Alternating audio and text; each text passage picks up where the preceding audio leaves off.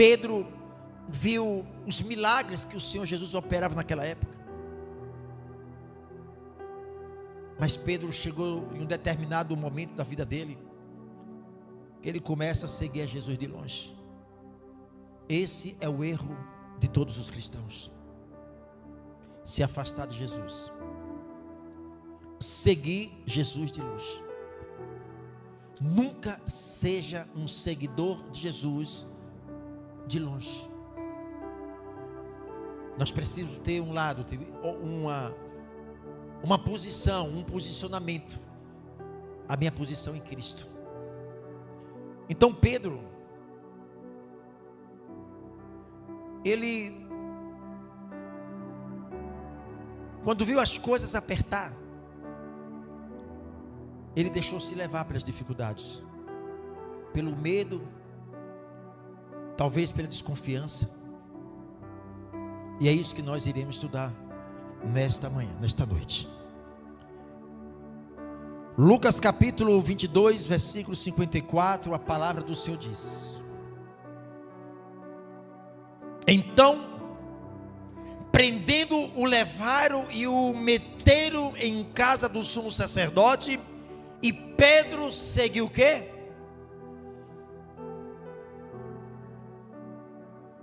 Qual é a sua visão em relação a Jesus? Qual é a nossa visão em relação ao nosso Cristo? Como é que nós vemos Ele? Vemos Ele por aquilo que Ele tem para nos dar? Ou vemos Ele por aquilo que Ele representa para nós? O maior erro de um cristão é ir em busca de Jesus, não por aquilo que Ele é, o que representa na vida, mas por aquilo que Ele tem para dar à sua vida. Esse é o maior perigo de um cristão dentro da igreja. Naturalmente, um seguidor de Cristo que vai em busca dele, em busca daquilo que Ele tem para dar à amada igreja, na hora que as coisas apertam, naturalmente abandonam Jesus, abandonam a sua fé. Exatamente isso que nós temos que ter cuidado. Porque se Ele me abençoar, Ele é Deus. E se Ele não me abençoar, Ele continua sendo Deus na nossa vida, ou não? Se abre porta ou se não abre porta, Ele é Deus. Esta fé que nós temos que nutrir dentro de nós, amada igreja. Porque se vir a Deus quando as coisas aparentemente estão bem, é muito ótimo. Quando Satanás, ele estava serindando a vida de Pedro, Jesus tinha observado isso. Pedro, eis que Satanás está lhe serindando, eis que Satanás está me reivindicando. Pedro, cuidado Pedro. Pedro foi avisado. Pedro. Quantas das vezes o Senhor tem nos avisado, nos alertado: filho, cuidado. Ei, pare. Não siga esse conceito, esses desejos do seu coração. Pare. E a gente não para. Jesus alertou a Pedro. Pedro, quando Jesus se dirige a ele, disse: Pedro, tu me amas, Pedro?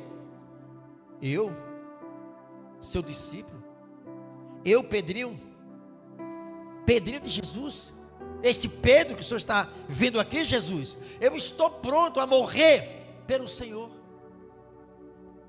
Pedro, você me ama, Pedro?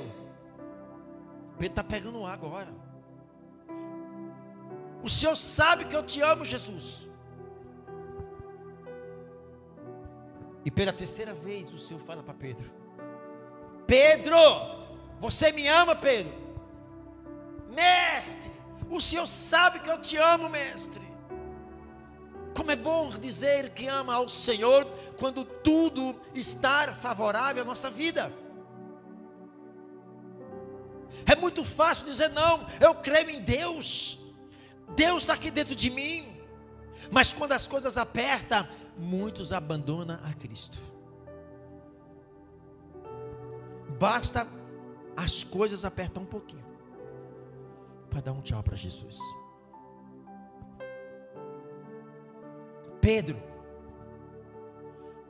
antes que o galo cante, tu me negarás me negará 3 vezes. Jesus, eu, Pedro, eu duvido. Olha o perigo quando nós confiamos na nossa capacidade. Olha o perigo do crente quando ele passa a confiar na força dos seus braços, na sua intelectualidade, no seu achômetro. A Bíblia diz: aquele que pensa que está em pé, cuide para que não caia. A soberba tem derrubado muitos homens de Deus e muitas mulheres de Deus. O Evangelho, amada igreja, quanto mais nós nos aprofundamos na palavra do Senhor, é aí aonde o nosso coração tem que se quebrantar mais, tem que ser mais servo. A gente passa a entender que o servo, ele não serve para ser servido, o servo serve para servir. E há muitas pessoas que não estão prontas a servir, querem ser servido. Basta dar um cargo, basta dar um poder, para você conhecer a pessoa.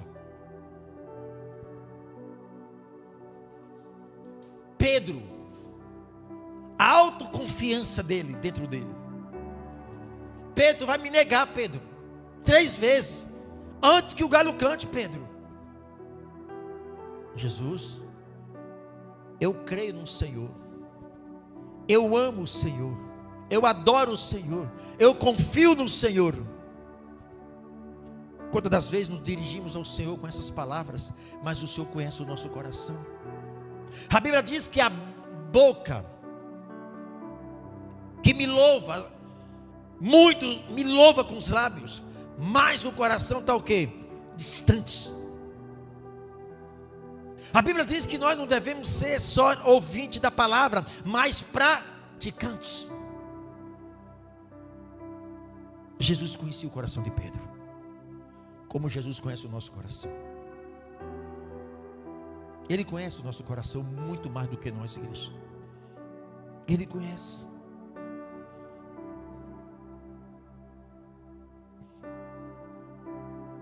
Mateus 6,33, a palavra diz, abre aí Mateus 6,33. Por isso, igreja, o segredo de um verdadeiro servo do Senhor, de um seguidor do Senhor, amada igreja, é descer, é se esvaziar, é se humilhar diante do Senhor, é ter o coração aquebrantado diante do Senhor. A Bíblia diz em Mateus 6,33, mas buscai em primeiro o reino de Deus e a sua justiça, e todas essas coisas vos serão o quê? Buscar em primeiro lugar o reino de Deus, a sua justiça. Mas será que é isso que nós temos feito? Será que nós temos em primeiro lugar, as nossas primícias é buscar o reino dos céus, ou é buscar as coisas que nos interessam? São falhas que nós não podemos trilhar esses caminhos. Senhor, quebranta meu coração. Senhor, eu tinha tanta vontade de ler a palavra, mas hoje eu não tenho. Você está sendo franco, você está sendo transparente diante do Espírito Santo. Ele conhece o teu coração. Não precisa enfeitar o pavão, não. Não precisa buscar palavras bonitas, magníficas, para falar com Jesus, não. Deus quer sinceridade, não é palavras bonitas, não. Não é boas oratórias, não, igreja. O que o Senhor quer ouvir da nossa boca é a sinceridade do nosso coração. Senhor, de um tempo para cá, eu não tenho mais alegria. Antes eu orava, eu sentia a tua presença, eu chorava na tua presença, eu ia às madrugadas, eu tinha prazer de falar do teu amor. Quando era uma noite de culto, um dia de culto, o meu coração se queimava de vontade para te servir. Mas hoje, Senhor, como é bom ser fiel e transparente ao Senhor. Assim que nós percebamos, amada igreja, o egocentrismo no nosso coração está criando crosta, está nos enganando. A gente passa a se acomodar, já não lê mais Bíblia, já não ora, já não jejua, já não vem mais para a igreja como via antes, já não tem mais interesse pela obra do Senhor. O tempo está passando, porque há uma alta confiança sobre um crente. O perigo é isso, autoconfiança. Todo cristão, amada igreja, que almeja crescer espiritualmente, tem um princípio: desça, só isso. Desça. Procure buscar na palavra a estrutura, a base, o alicerce, para que você possa ser projetado. É por isso que muitas pessoas têm recebido bênçãos do Senhor, mas no meio do caminho, quando a Bíblia diz que Satanás, ele ruge como um leão, procura nos tragar.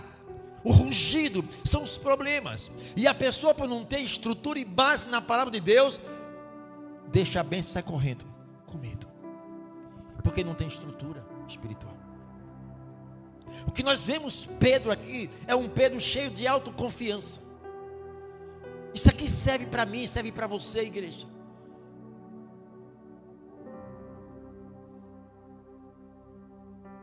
Busca em primeiro lugar o reino dos céus, igreja.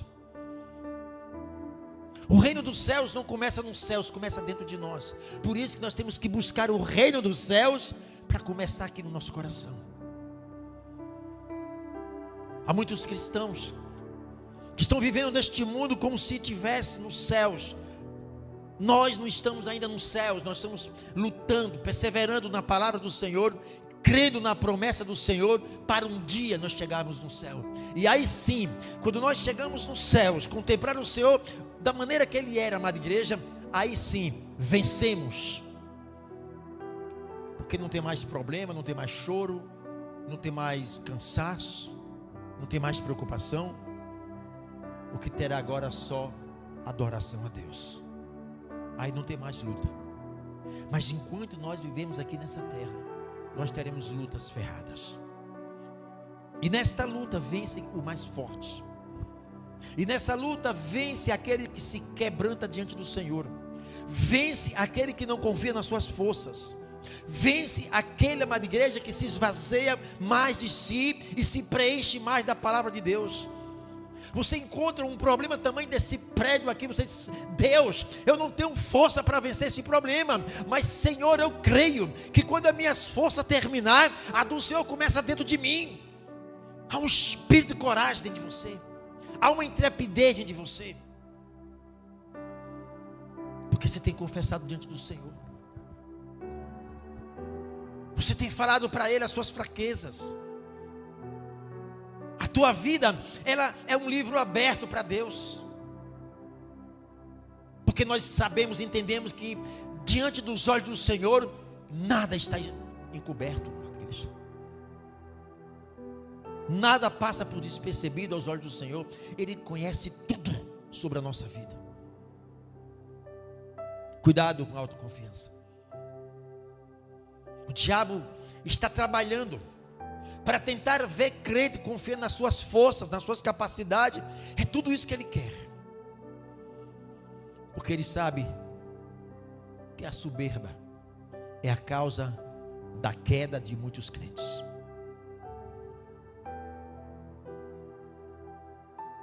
1 Coríntios capítulo 10, versículo 12, amada igreja.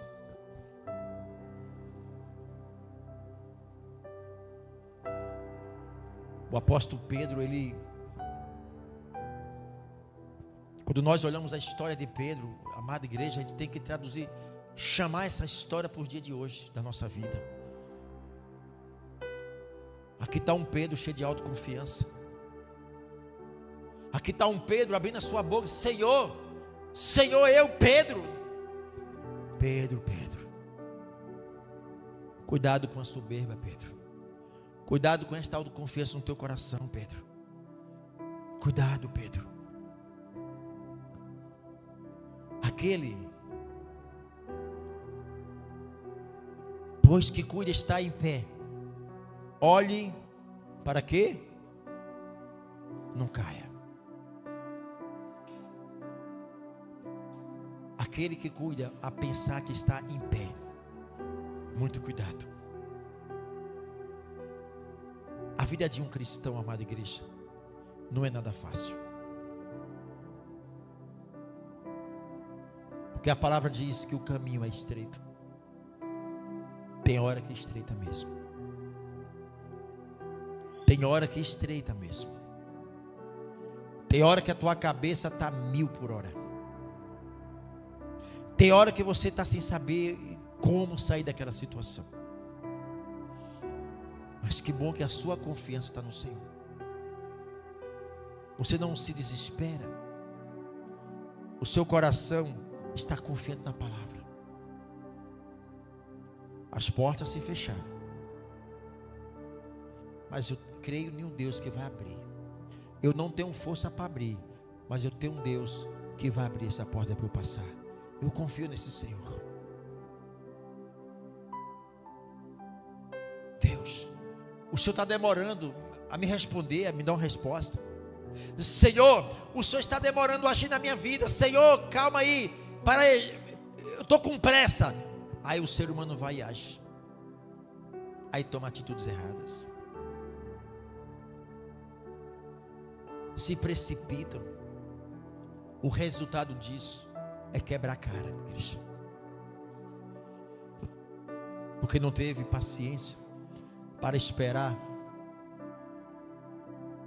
o tempo de Deus na nossa vida. Em nome de Jesus. Eu quero que vocês, no livro de Lucas, capítulo 22, 33. Lucas 22. Lucas, capítulo 22.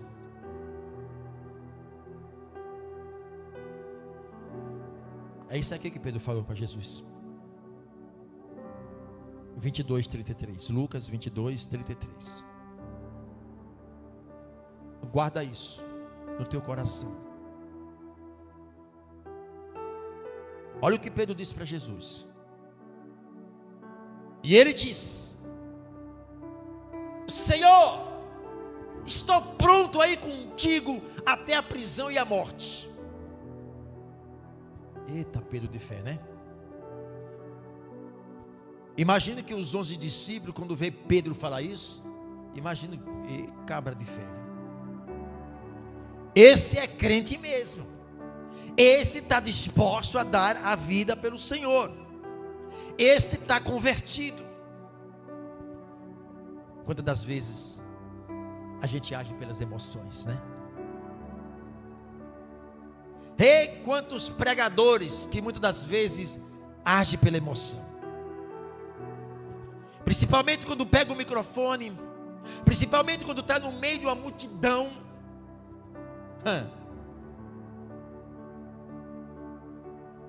Eloquência.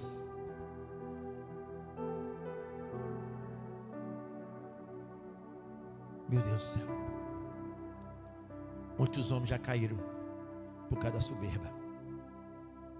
Olha o que Pedro disse para Jesus: Senhor, estou disposto a ir com o Senhor e morrer.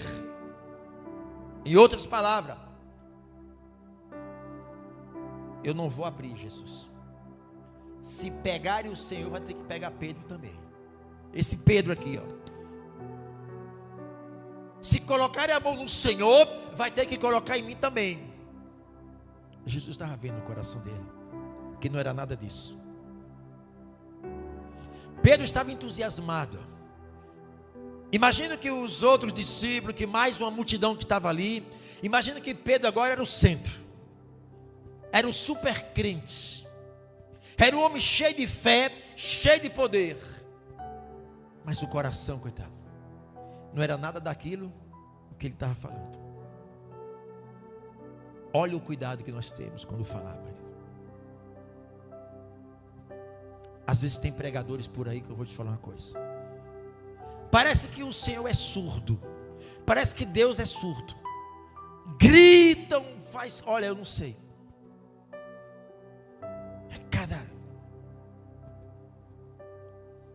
Há muitas pessoas, igreja,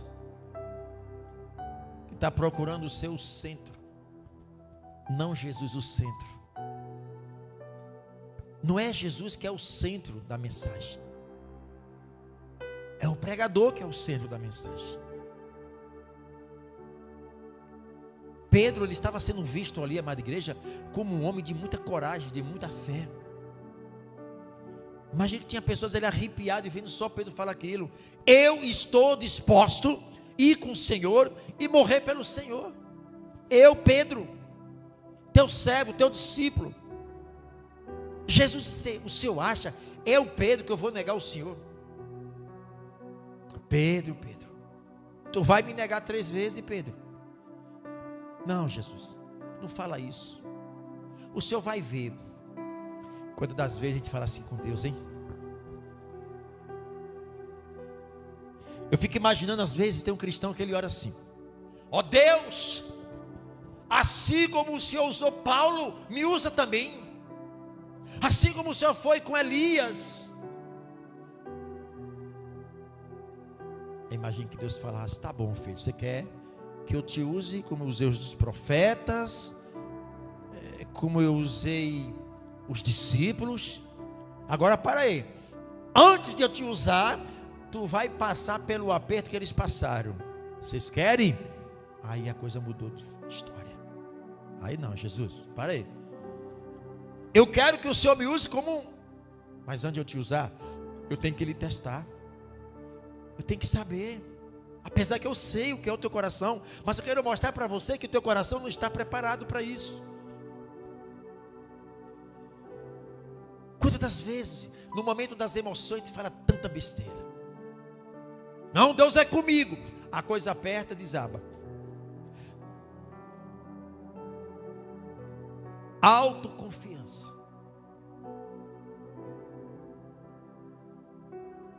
Estou pronto. Ele não estava pronto coisa nenhuma. Que pronto ele estava? Para ir contigo, com o Senhor, até a prisão e a morte. Tá bom, Pedro. Você quer se aparecer, né? Você quer mostrar para os outros discípulos, quer mostrar para todos que estão aí, que você é o rei da cocada preta aí. Então tá bom, Pedro. Eu estou dizendo que você vai me negar. Eu não vou negar não. Eu sou crente de verdade. Conte comigo, mestre. Até quando Jesus pode contar conosco, igreja? Sabe, o Espírito Santo, ele quer contar conosco, igreja. Mas não tem encontrado essa confiança em muitas vezes em nós. O Espírito Santo, ele quer ir em determinados lugares e ele precisa de alguém para se movimentar, e a gente não se movimenta. O Espírito Santo que transporta Jesus sobre a nossa vida, e esse nosso Senhor Jesus quer ir em determinados lugares e ele conta conosco. Será que ele pode contar comigo? Será que ele pode contar com você? Aí o Senhor quer que você testemunhe ele na rua que você mora, dentro da família que você está. Será que nós testemunhamos esse Cristo aonde nós moramos, aonde nós residimos? Porque dentro de uma igreja é fácil ser crente. Dentro de uma igreja é muito fácil pegar o microfone, pregar o evangelho, ser pastor, estar de trás de uma gravata, de um paletó, de um púlpito. É muito fácil. Quero ver lá fora. É lá fora, igreja, a prova dos 9 lá. Ei, eu posso contar com você? Pode, Senhor. Ele sabe que não pode. Porque talvez caminhos que vocês andam, Jesus não pode ir lá nesse caminho.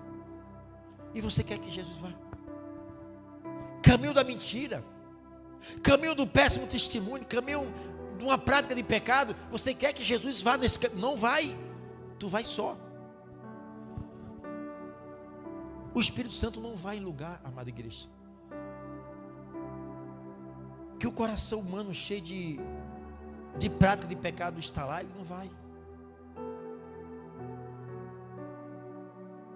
Aí Pedro disse: eu estou disposto à prisão. Se pegarem Jesus aqui, ó, tem que passar por cima do meu cadáver. Eita, Pedro cheio de fé, viu? Esse estava enganado. Ele estava diante do nosso Senhor falando isso. Deus conhece o nosso coração, igreja. Ele sabe muito bem. Deus converte minha família. Você nem ora pela família. Ah, eu quero ver a minha família servindo o Senhor. O que é que você faz para que a tua família sirva o Senhor? Não, mas é os meus filhos. O que é que você faz pelo teu filho? Qual o preço que tu paga? Qual é a renúncia que tu paga? Mas eu quero que o Senhor converta toda a minha família. Mas o que você tem feito pela família? Nem ora, nem tem propósito pelos seus filhos, e quer ver os filhos convertidos. Quantos Pedros dentro das igrejas, hein? Quantos Pedros por trás de um microfone? Quantos Pedros em cima de um altar? Pedro só queria chamar a atenção ali. Jesus sabia. Então vamos lá, igreja. Ô Pedro. Lucas 22. Vamos lá. No versículo 55.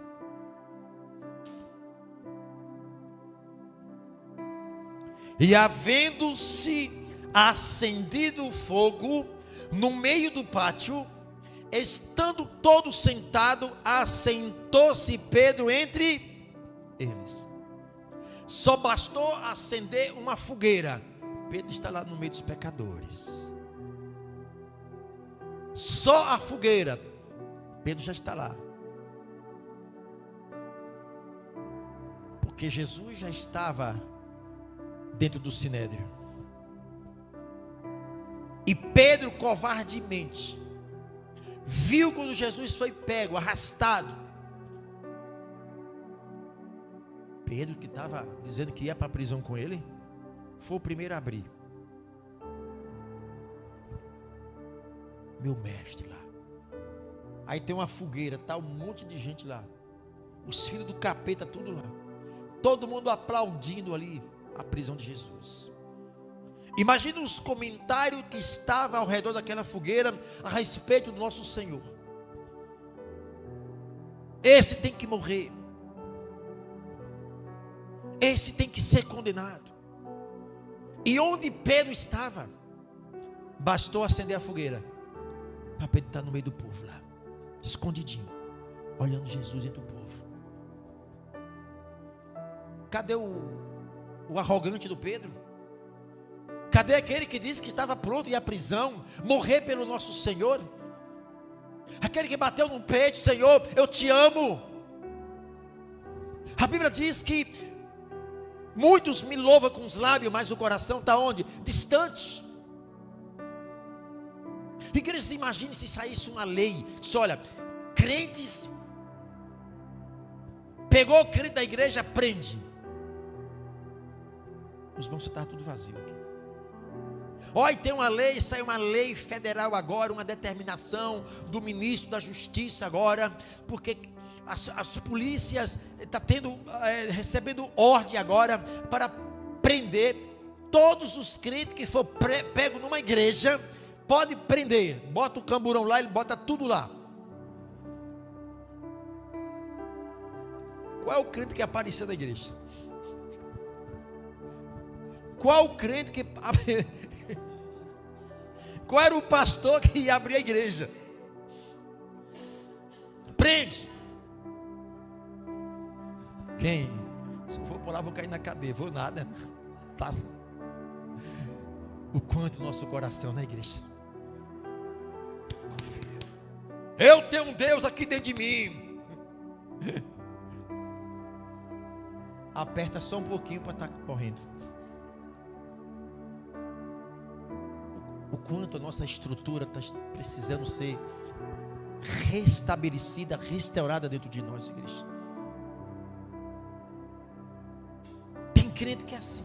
Acendeu a fogueira, está lá o crente no meio dos escarnecedores.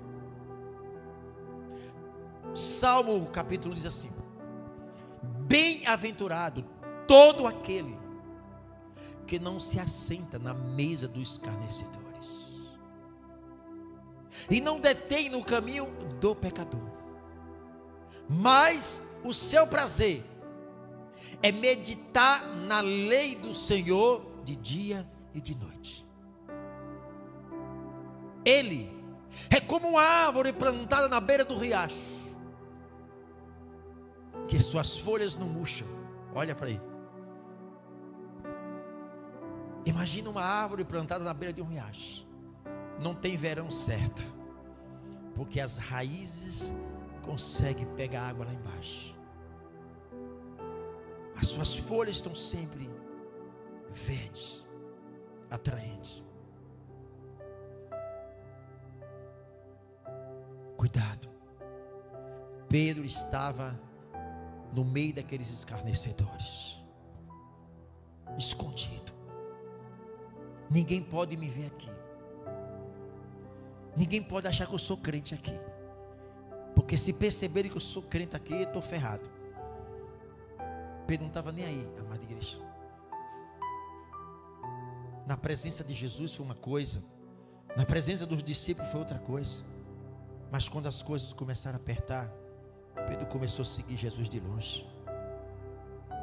A Bíblia diz no versículo 56: e como certa criada, vendo estar assentada ao fogo, pusesse os olhos nele, diz: este também está com ele.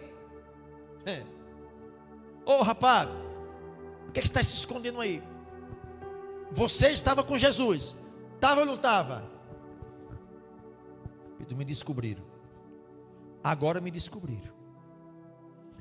Ou coisa vergonhosa, igreja, é quando o crente é pego no pecado, na mentira. Quando o pecado na vida de um crente ele vem à tona. Como é vergonhoso, igreja. Aquela pessoa sabe que você é um cristão e agora está lá fora vivendo pior do que o incrédulo. É como se o crente não pode errar. O mundo erra, todo mundo erra, mas o crente não pode errar. Basta colocar o dedinho fora do caminho, não é crente. Olha o crentinho aí do Paraguai. Apesar que no Paraguai tem muitos homens de Deus, viu? Olha o crentezinho aí. Aponta logo o dedo. Porque a Bíblia diz, amada igreja, que nós somos espetáculos para este mundo. A Bíblia diz que nós estamos cercados de nuvens de testemunhos. A partir do momento que nós tomamos um direcionamento com Cristo, amada igreja, nós temos responsabilidade sobre a nossa vida. É por isso que um cristão tem que se preocupar com o seu testemunho, porque na hora que um crente, ele mancha o seu testemunho, ninguém mais acredita, ninguém mais crê. Você pode falar de Jesus até perder a voz, ninguém dá crédito. Cuidado com o seu testemunho. Ei, você é um dos que está com ele. Olha o que Pedro responde no versículo 57. Porém, ele negou, dizendo: mulher, não conheço. Eu sei lá quem é esse Jesus. Eu nunca vi esse Jesus. Eu sei lá quem é esse Jesus. Isso dói na alma, igreja. Quando um crente, ele dá um péssimo testemunho, você está dizendo assim: eu não conheço Jesus. Eu nem sei quem é esse homem. Mas dentro da igreja, ele é o meu Senhor. Dentro da igreja, estou disposto a pagar um preço em prol de Jesus, mas fora da igreja, eu não conheço. Quantos crentes estão nessa condição? Dentro da igreja conhece Jesus, da porta para fora desconhece Jesus.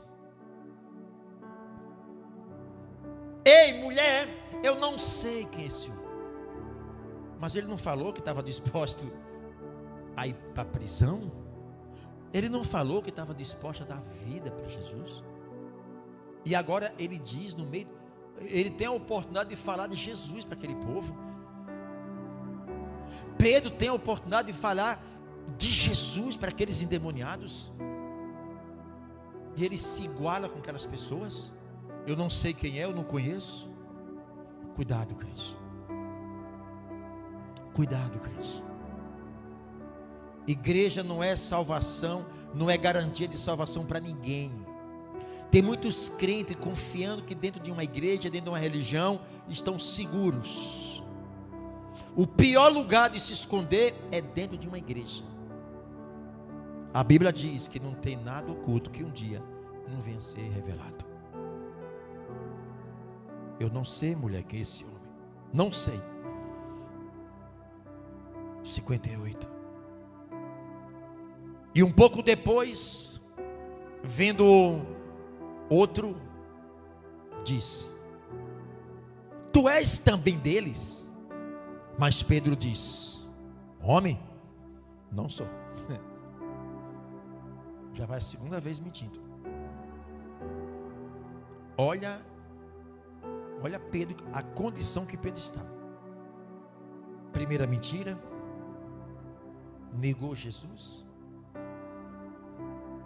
A ficha não caiu.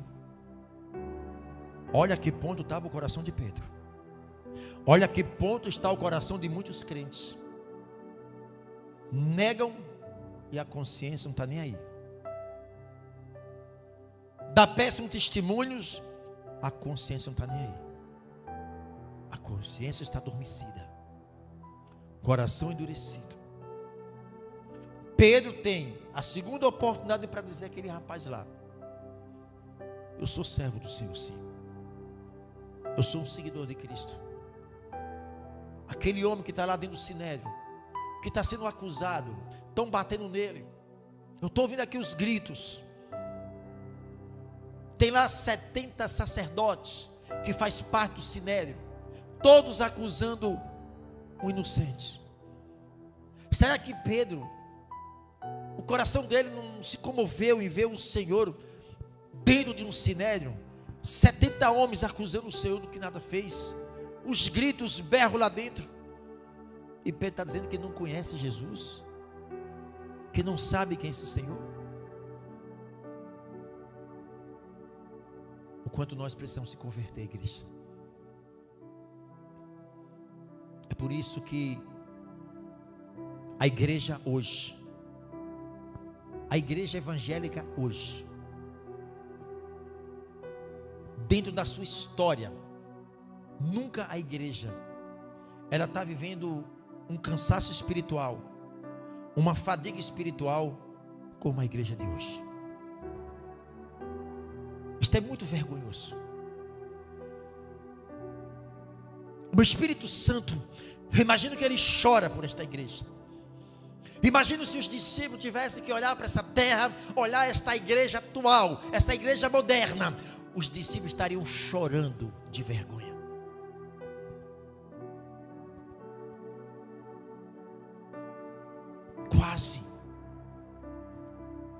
Quase não há mais diferença entre um crente e um não crente.